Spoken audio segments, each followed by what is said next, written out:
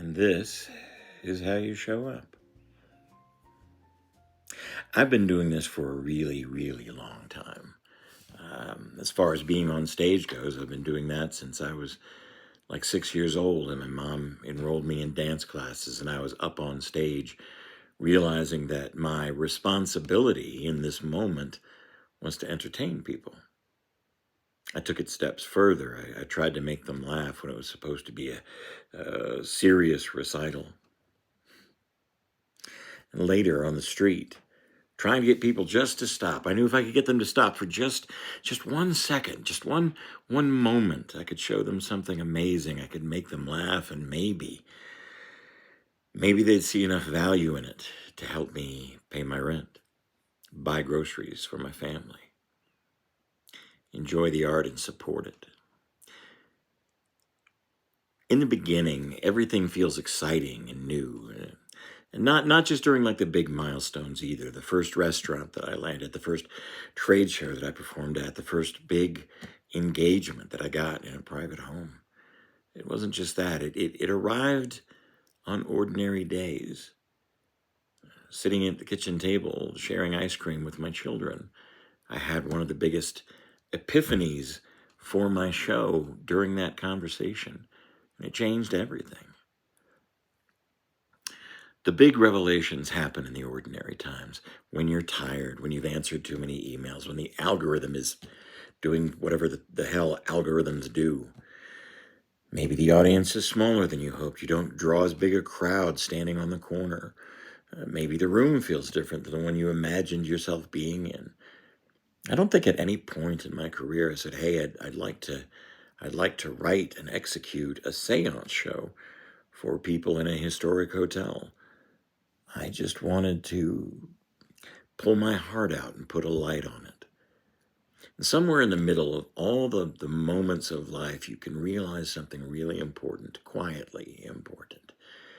This is who you are.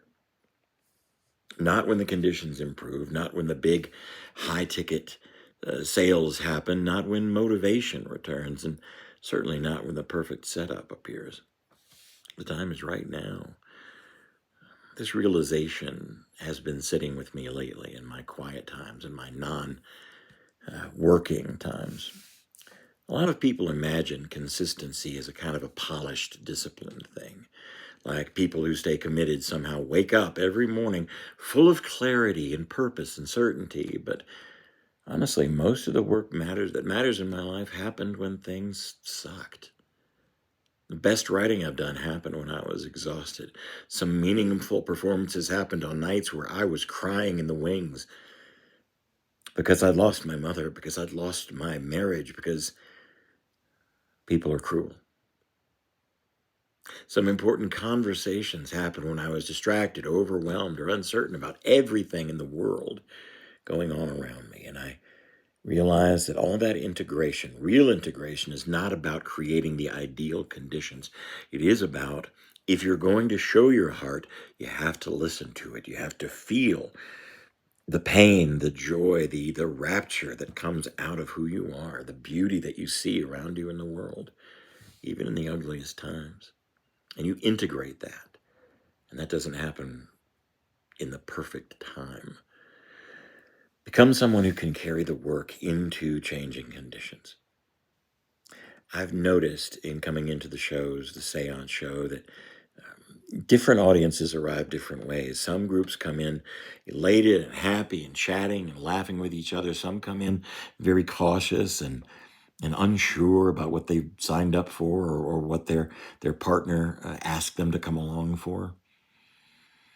I thought, especially like during the comedy club days and the street days, I thought that it was my job to take control of the room. It's an easy trope to fall into. But I think the responsibility these days, my age as it is now, I think my responsibility is to arrive fully myself, no matter who walks into the room, or who they are, what mood they bring in. It changes everything when I am the consistent. Once you stop depending on the room to determine who you are, you become steadier. Not not rigid or emotionless, just grounded and confident in who you are. Every platform out there, every stump, every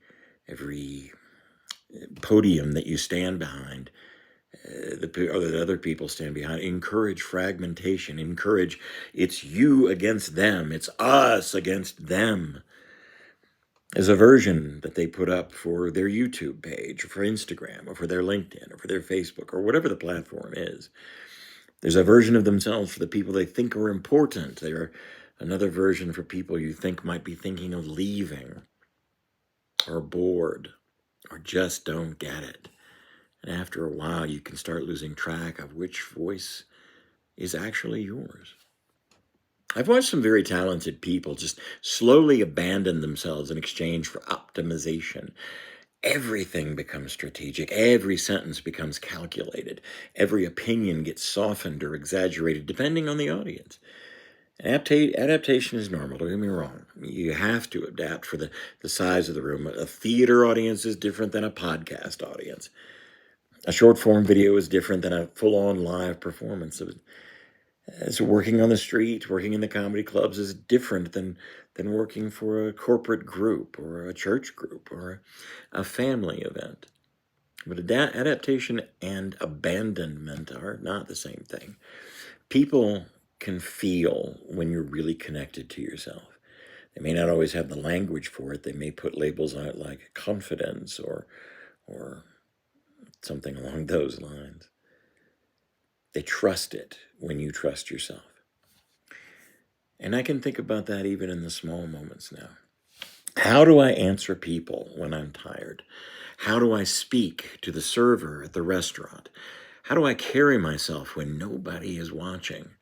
What version of me walks into a small room versus a big one? I do the seance show, which is capped out at 13 people total. But then I also work the magic show, which is 70 plus.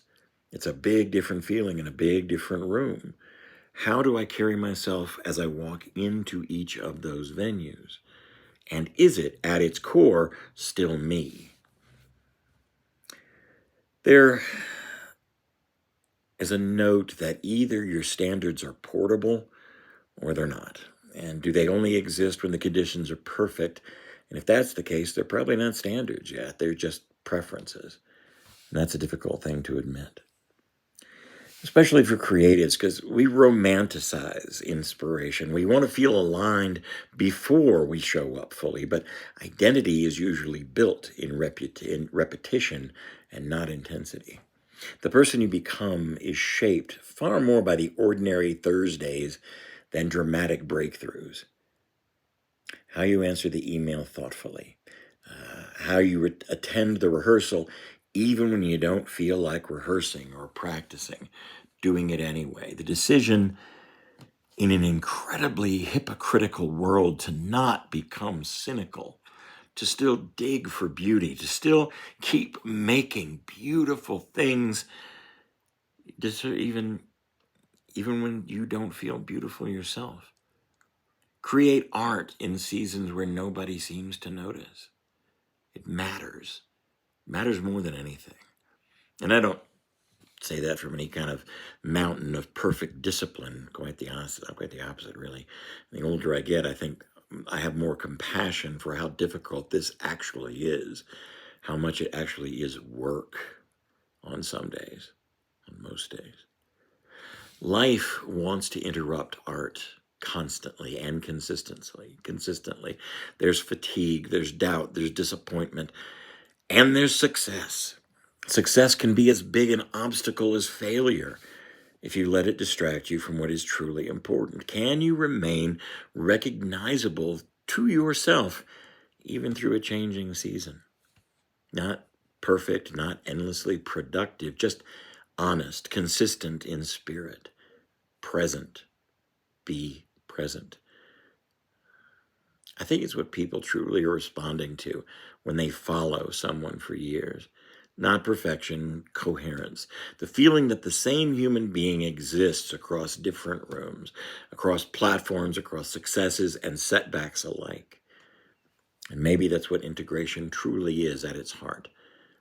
Not balance, not optimization, not adherence to the algorithm, and not becoming frictionless, just carrying the same center of gravity from every single room that you enter, being consistently yourself and loving that self that you bring in.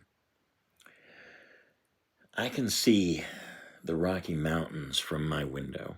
I can see the snow still on the caps of the peaks. I can see the clouds and the sun moving around them. This morning is a beautiful morning.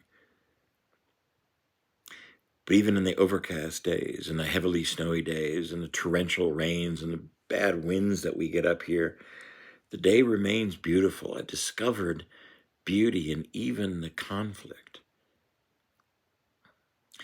I'm sitting here talking to you, just another ordinary morning, another imperfect day where the work continues anyway.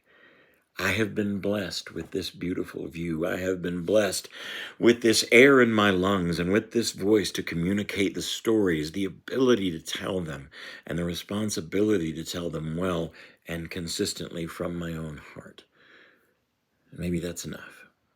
Maybe it's more than enough.